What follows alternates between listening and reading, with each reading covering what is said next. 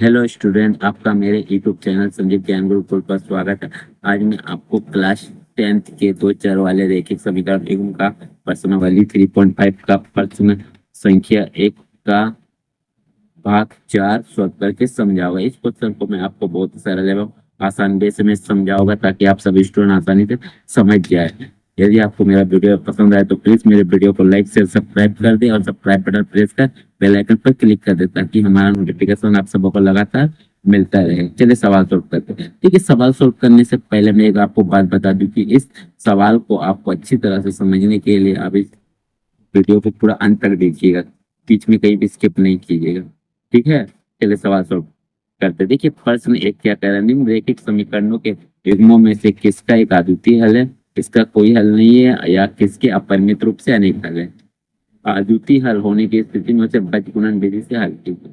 ठीक है, ये जो आपको समीकरण है इससे पहचानना है क्या अद्वितीय हल है, कोई हल नहीं है या अपरिमित रूप से अनेक हल। अगर अद्वितीय हल होता है तो उसे बीजगुणन विधि से हल कीजिए। ठीक है, तो चलिए सबसे पहले मैं आपको बता दूं कि आपका अद्वितीय हल कोई हल नहीं है और अपरिमित रूप से हल होने की क्या स्थिति है। देखिए देखिए रैखिक समीकरण के गुणों को एक अद्वितीय हल कोई हल नहीं या परिमित रूप से अनेक हल की पहचान करने का नियम क्या है। यदि A1/A2 is not equal B1/B2 होगा तो आपको अद्वितीय हल। यदि A1/A2 बराबर B1/B2 बराबर C1/C2 तो परिमित रूप से अनेक हल होगा। यदि A1/A2 B1/B2 is not equal C1/C2 तो कोई हल नहीं होगा। ठीक है, इस कंडीशन में आपको पता चल जाएगा कि आपका समीकरण का क्या हल है। ठीक है, चलिए सवाल सॉल्व करते हैं। देखिए लिखिए सॉल्व सॉल्व। ठीक है, चलिए सबसे पहले सवाल को उतार देता हूँ। x-3y-7 बराबर 0, 3x-3y-15 बराबर 0। ये हो गया पहला इक्वेशन। ठीक है, और ये हो गया आपका सेकेंड इक्वेशन। ठीक है, तो चलिए अब यहाँ लिखिएगा दिए हुए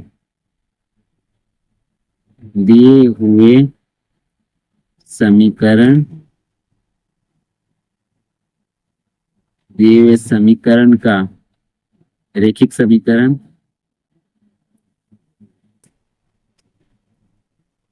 समीकरण समीकरण के व्यापक रूप से तुलना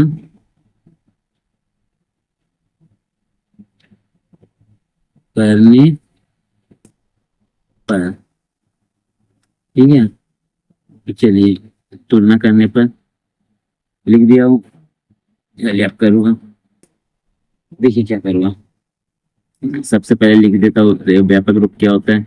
A1x plus B1y plus C1 बराबर 0, पहला इक्वेशन। फिर A2x plus B2y plus C2 ये हो गया बराबर 0। ये हो गया आपका दूसरा इक्वेशन।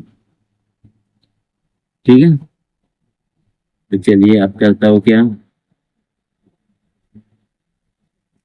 अब करता हूँ आपका। देखिए यहाँ लिख देता हूँ, यहाँ A1 A2 का मान लिखता हूँ।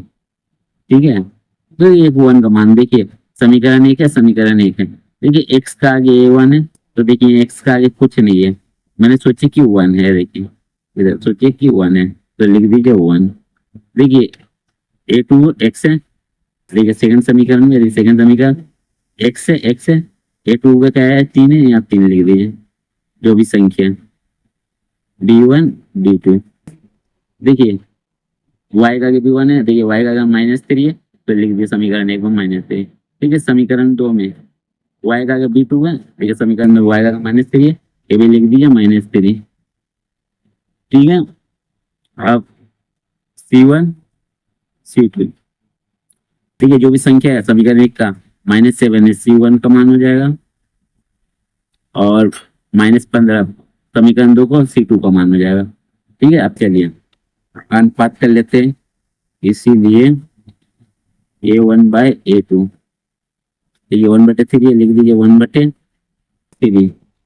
ठीक है, अब B1/B2, ये क्या -3/-3, माइनस माइनस कट गया और 3 3 भी कट गया, तो आपका आ जाएगा 1। ठीक है, तो देखिए A1/A2 बराबर नहीं है B1/A2, A1/3 है या 1 है, तो लिख दीजिए इसीलिए A1/A2 is not equal B1/B2। ठीक है, ठीक है, और अगर गणित को आपको अच्छे से समझना है तो आपको हर स्टेप को अच्छी तरह से समझना होगा। ठीक है, तभी आप गणित पे अच्छे महारत हासिल कर सकते हैं। आपको चिन्ह भी अच्छी तरह देना होगा, अच्छे आपको अच्छा मार्क्स मिलेगा। ठीक है, तो यहाँ लिख दीजिएगा था रैखिक समीकरण समीकरण एवं का अद्वितीय हल है,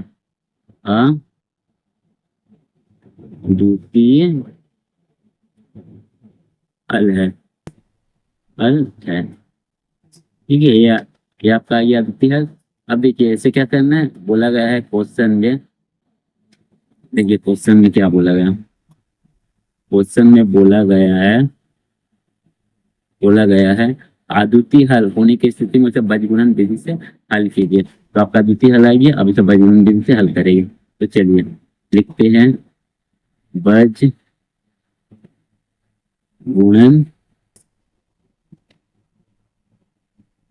विधि से, ठीक है, बीजगुणन विधि से हो गया। चलिए लिखते, देखिए कैसे लिखिए, एक्स लिखिएगा, वाई लिखिएगा, 1 लिखिएगा। ठीक है, एक्स, देखिए एक्स कहाँ आपका, देखिए जैसे ये एक्स है, तो देखिए एक्स जब आप निकाले एक्स वाला को चिपा दीजिए। ठीक है, तो इसका देखिए ये जो आपका है एक्स वाला को चिपा दीजिए, ये B1 B2 C1 C2 ऐसे लीजिएगा, मैंने इस प्रकार जाएगा राइट से लेफ्ट। ठीक है, तो B1 B2 C1 C2 लीजिएगा, लीजिए यहाँ B1 B2 और C1 C2।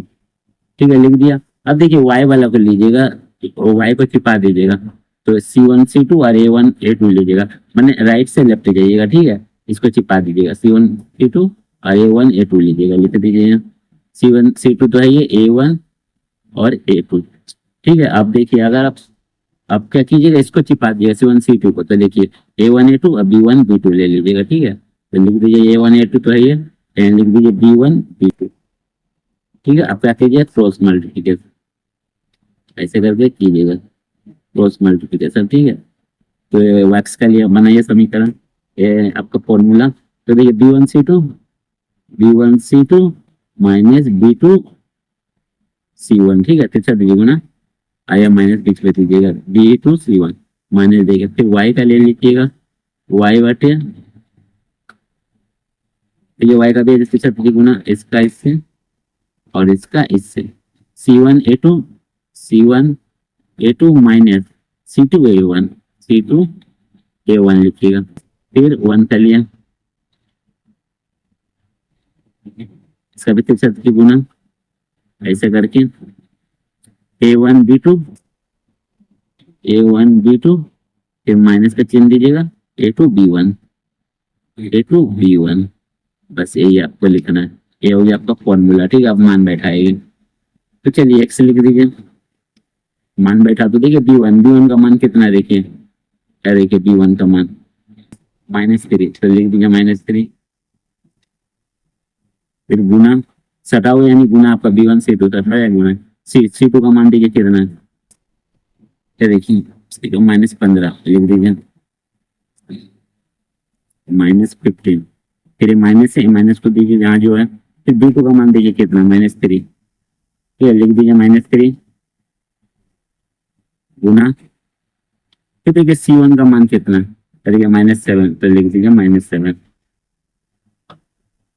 ये हो गया। अब वाई का, ठीक है, वाई का लिखते हैं। ठीक है, C1 का मान क्या है, -7 लिख दिया -7। फिर गुना, देखिए A2 का मान कितना है, देखिए A2 का मान 3 है, लिख दीजिए 3। फिर माइनस का 3 दिया, माइनस से बोलकर C2 का मान कितना, देखिए -15, लिख दीजिए -15। ठीक है, लिख दीजिए -15। फिर गुना, देखिए A1 का मान कितना है, देखिए A1 का मान, ठीक है A1 का मान 1 है, 1 लिख दीजिए। ठीक है, 1 हो गया। 1 बराबर लिखे, फिर 1 लिखे। फिर ठीक है, अब देखिए A1 का मान 1 लिखे तो 1 लिख दीजिए। फिर गुना लिखिए। ठीक है, B2 का मान -3 है, ये देखिए आपको -3 दिखा देता है, -3। ठीक है, लिख दीजिए -3। फिर लिखिए घटाओ, A2 का मान कितना है, ये भी आपको A2 का मान आपको 1 है, A3 है। ठीक है, देखिए 3 दिखा देता है, देखिए 3। अब B2 का मान आपका है -3। ठीक है, लिख दीजिए -3, -3। ठीक है, चलिए अब करता हूँ सॉल्व। देखिए एक्स को ऐसे लिख दीजिए, बाई दीजिए। देखिए माइनस माइनस प्लस, 15 या 45। फिर देखिए minus plus minus minus plus, plus minus minus, 7 या 21, ये हो गया आपका। फिर देखिए वाई का लिया, ठीक है 7 या 21, -21, माइनस प्लस, फिर माइनस माइनस प्लस, 15 कम 15। देखिए अगर आपको माइनस प्लस का बारे में आपको अच्छी तरह जानकारी नहीं, आप मेरे वीडियो डिस्क्रिप्शन के वीडियो को में जाकर आप माइनस प्लस के बारे में जानकारी प्राप्त कर सकते हैं। ठीक है, और यहाँ 1 -3, 3 एकम 3, और माइनस माइनस प्लस, देखिए माइनस माइनस प्लस, 3 या 9। ठीक है, चलिए अभी करते हैं एक्स घटाते 45 से 21 का। तो 5 में 1 गया 4, और 4 में 2 गया 2, 24, और बड़ा 45 प्लस प्लस ही रहेगा। वाई माइनस प्लस माइनस, 15 में 21 गया तो ये आपको हो जाएगा 6, बड़ा 21 है, माइनस है माइनस। ठीक है, माइनस है माइनस। अब आपका अब आपका 1 माइनस प्लस माइनस, ये 9 में 3 गया 6, बड़ा 9 है, प्लस है, प्लस का चिन्ह रहेगा। ठीक है, चलिए अब करूँगा। ठीक है, तो आप एक बार क्या कीजिए, अब एक बार हम लोग क्या करेंगे, एक्स से 1/6 को करेंगे सॉल्व, और एक बार वाई से करेंगे। ठीक है, तो कर देता हूँ, तो ये लिखिए यहाँ। ठीक है, तो कर देता हूँ, चलिए तो यहाँ देखिए कर देता हूँ।